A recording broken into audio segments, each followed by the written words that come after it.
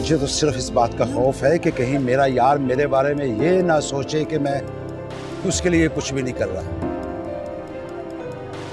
मेरी तो रातों की नींद उड़ गई है। मैंने कहा ना, मैं पहली बहस में कत्ल को हादसा साबित कर दूंगा। मुद्दई भी बड़े हाथ पैर मार रहे हैं वकील साहब। ये जमानत वाला काम लंबा नहीं होना चाहिए। तसल्ली रखो, एक दो पेशों में जमानत पक्की समझो। हमारा केस सीधा और साफ है। अगर पिस्तौल सदाकत का होता तो हमें मुश्किल पेश आती, लेकिन पिस्तौल मकतूल का, और इसका हमें फ़ायदा होगा। एक बार मेरा यार बाहर आ जाए वकील साहब,